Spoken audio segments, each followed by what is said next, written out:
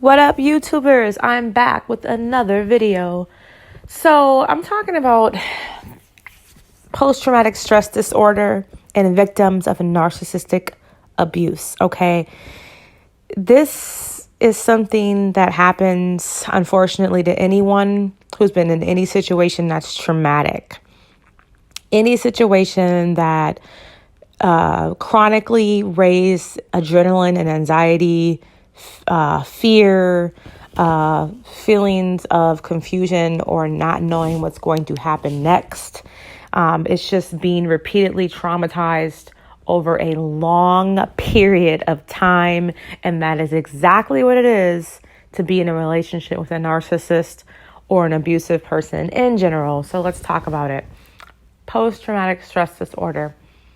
Basically, when you're in a relationship with a narcissist, every day you're walking on eggshells. Every day you don't know if he's coming or going, if he's going to be nice that day or if he's going to be a complete asshole. You don't know if he's going to come home or if he's going to pretend to be a good husband. You don't know if he's lying or telling the truth. You don't know when he's going to verbally attack you. You don't know when he's going to hit you with sadistic sarcasm. You just don't know anything, okay? He might discard you temporarily and then after he's done with his new boo, come back and get you again 3 months later, 3 weeks later. Who knows? That's the whole point. And that is the epitome of traumatic stress disorder, okay? So constantly being on the edge, often suffering from adrenal fatigue because your adrenaline levels are fluctuating like you're on a roller coaster ride every single day that you are in a relationship with a narcissist. And please keep in mind, folks, the longer you're in a relationship with them, the longer your post-traumatic disorder, stress disorder is going to last and the more severe it will be. So basically, if Lisa was in a relationship with a narcissist for 1 year, but Deborah was in a relationship with a narcissist for 7 years, of course, Deborah is going to have a lot more severe post-traumatic stress disorder because our mental state becomes a homeostasis. It becomes a habitat that we get used to living in. Like people who are used to living in ghettos or slums, that might seem unlivable to someone who's used to living a middle-class life in a decent home, in a quiet neighborhood, okay?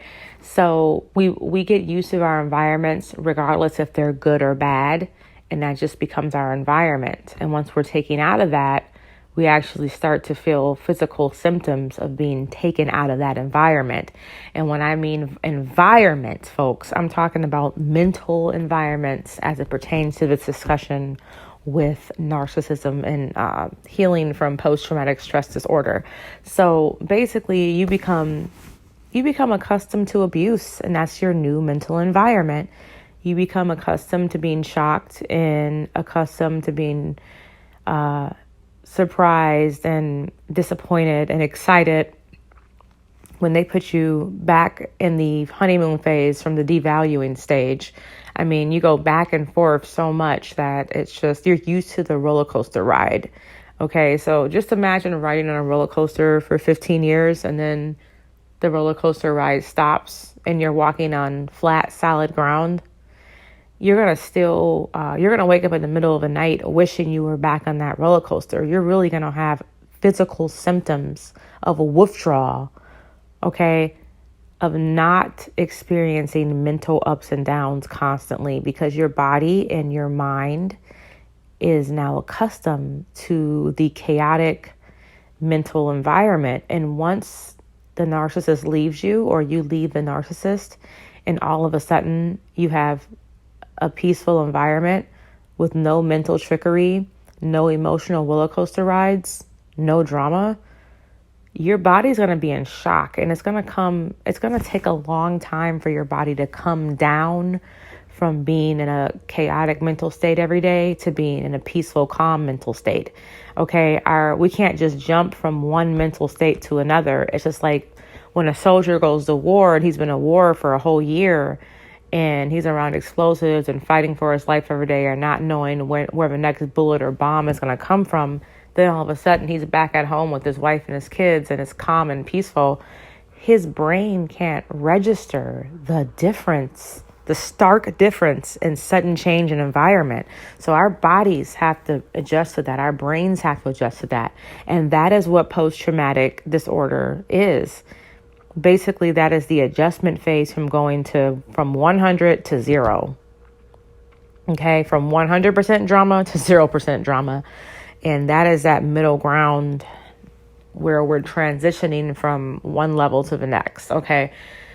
So it's actually perfectly normal. I don't want to call, post-traumatic stress disorder, post-traumatic stress disorder. I think that the psychological community wants to label everything because then they can create a medication for it and capitalize off of it, of course. But everything doesn't need a damn label. And I just want to call that, the transition. Okay. I want to call post-traumatic stress disorder the transition. And it's perfectly normal to experience all the symptoms of post-traumatic stress disorder while you are in that phase of going from drama to no drama, okay? So if you're waking up in the middle of the night and your heart is racing, you're having panic attacks, anxiety attacks, severe insomnia, it's just your mind trying to come down from what environment that it used to be in, okay? It's trying to adjust to its new habitat. And the after effects is the adrenals in your body are still on 100, okay? And they have to slowly but surely adjust themselves. And that can take days, weeks, months, or years, depending on the severity of the abuse and how long the abuse was endured. So you have to be patient with yourself. And if you understand that these things are supposed to happen, you won't try to justify why you're feeling that way. You won't have to come up with some kind of excuse for the narcissist or yourself. You can just let it be and go through the stages and go through the phases, okay?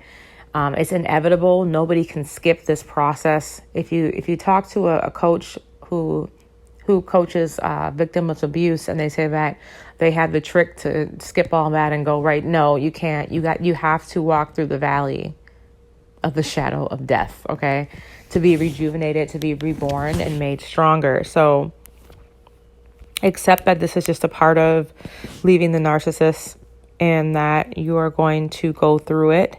And it is okay because a lot of people are going through it. And I don't necessarily think medication is the best option to go through something that you're supposed to go through mentally in order to come to your truth and your power. I don't think putting a Band-Aid on it and trying to take a medication to get you through post-traumatic stress disorder is the right thing to do for victims of narcissistic abuse specifically. However, if you experience physical abuse and other types of abuse and you were also abused as a child growing up, I think you may want to talk to a psychiatrist to see if there is anything that could help you. If you are feeling, of course, out of sorts or suicidal, or you're going to harm other people, that is definitely that's something that has to be handled by a professional, licensed mental health or behavioral health specialist. That is not something that I do, okay?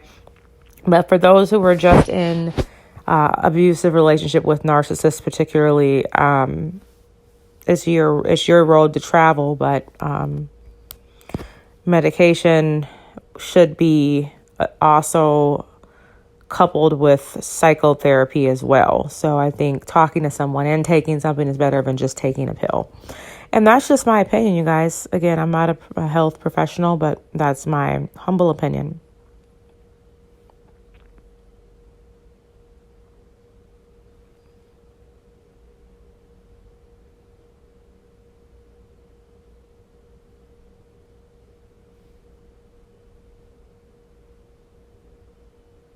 Okay, so I just wanted to go over really quickly, guys, some of the symptoms that you are going to experience with post-traumatic stress disorder.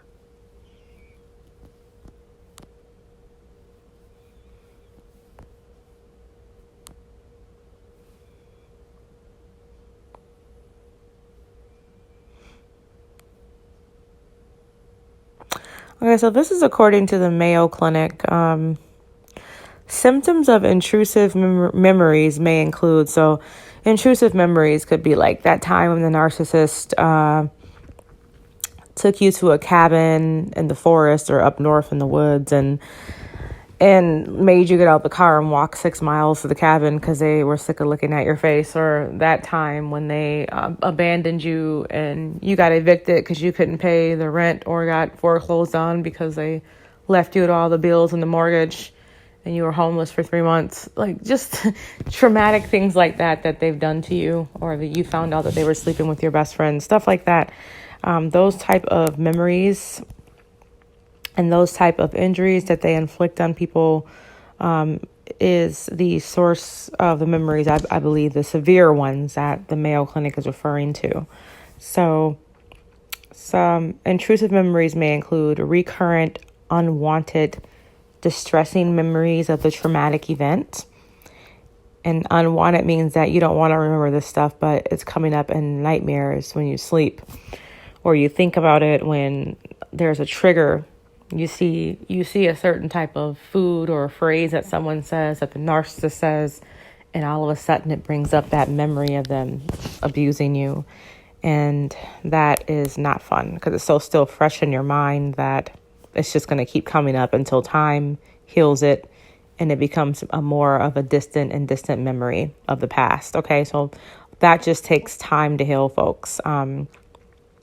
Reliving the traumatic event as if it were happening again. So you're going to relive it, and you're going to keep reliving what the narcissist said to you and what they did to you over and over again, okay, for weeks, months, or sometimes even years, depending on how long you were with them, okay?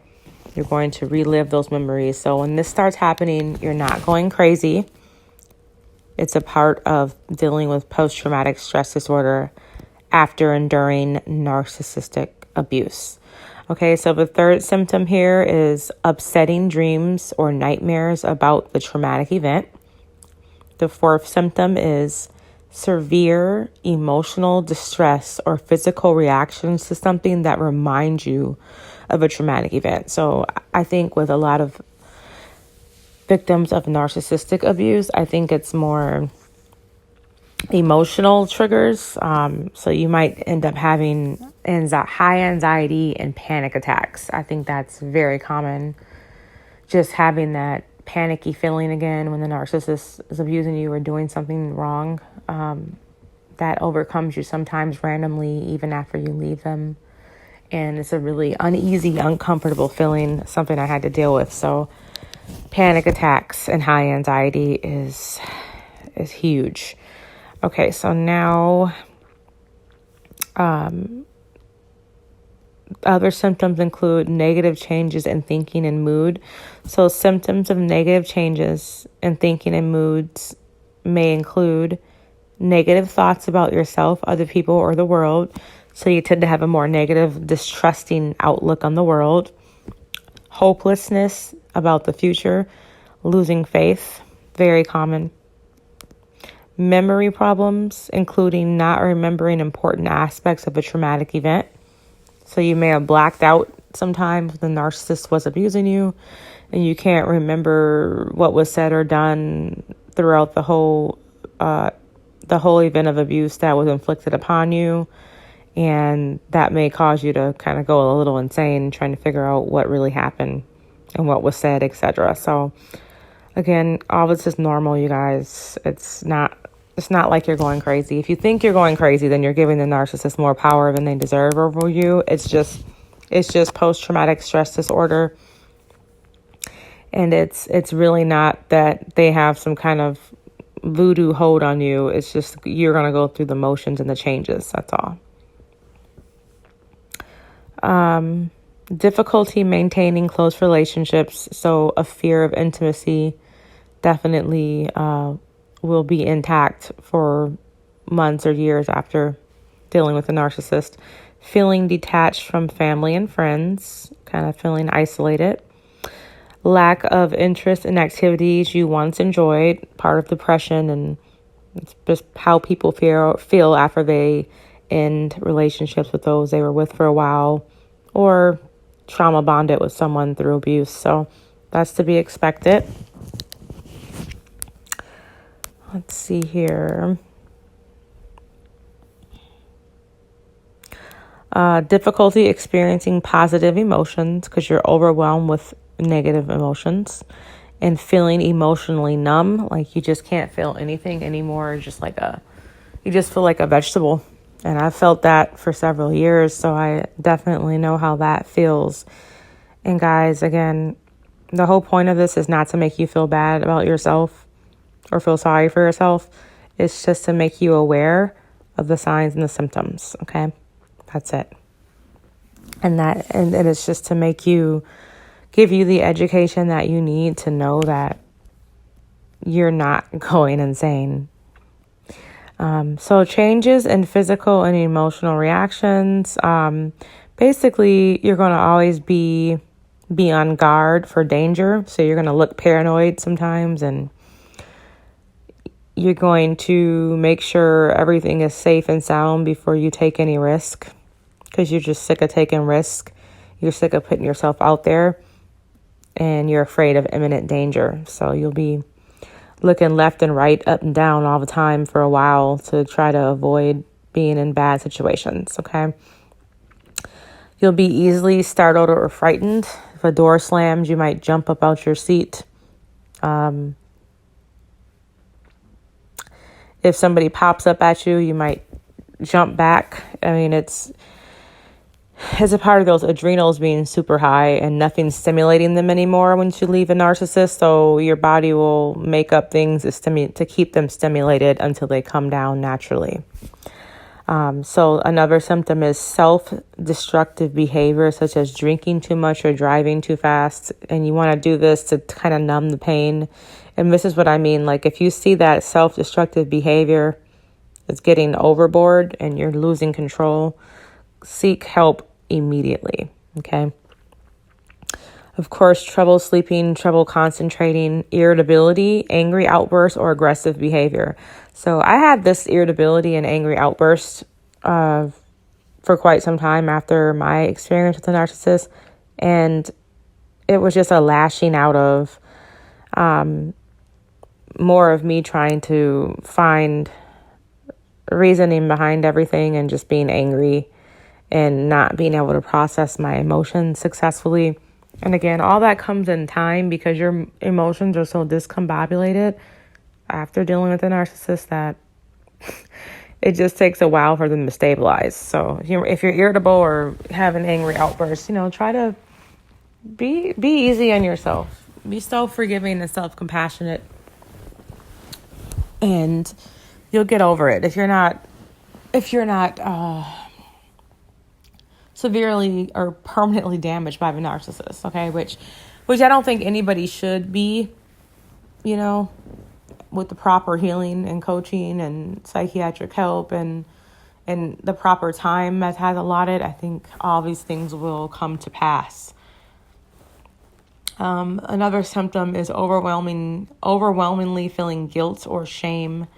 You feel ashamed that you let all these horrible things happen to you by this person. You feel ashamed for staying with them so long. You feel ashamed for letting them treat you a certain way and talk to you a certain way and use you. And you feel guilty you might feel guilty because you had to kick them out your house. You might feel guilty because you're going no contact and they keep trying to reach out to you, but you can't budge because you're putting yourself first finally. You might feel guilty for putting yourself first and leaving the narcissist. Feeling guilt is an emotion. It is not something to be acted upon, and it too shall pass. So you guys, post-traumatic symptoms can vary in intensity over time. You may have more post-traumatic stress disorder symptoms when you're stressed in general, or when you come across reminders of what you went through. For example, you may hear a car backfire and relive combat experiences if you're a soldier. Or you may see a report on the news about a sexual assault and feel more overwhelmed by memories of your own assault you might see some statistics on domestic abuse and emotional and mental abuse, and you might feel triggered by that, and you might start crying because immediately you're reliving all the things the narcissist did to you to cause mental and emotional abuse. So those instant, busting out crying and those emotional, intense reactions, it comes with the territory, and charge it to the game, and just know that, this too shall pass. If you are needing help right away, I put the National Suicide Prevention Lifeline in the description below. Their phone number is there. They have trained counselors to assist you. Again, make an appointment with a mental health professional if your PTSD symptoms are lasting longer than normal, or you're feeling completely overwhelmed and you need help. It is okay to need help. It is okay to get help. And in fact, I strongly recommend it. Okay, so, you guys, I just hope that this helps. And again, all my links are in the description below if you need to reach out for me for coaching. The link to my book is also in the description as well. Until next time, you guys. I just woke up, I'm sorry, so I don't know what I'm saying. All right, guys, until the next video, be vigilant. Bye.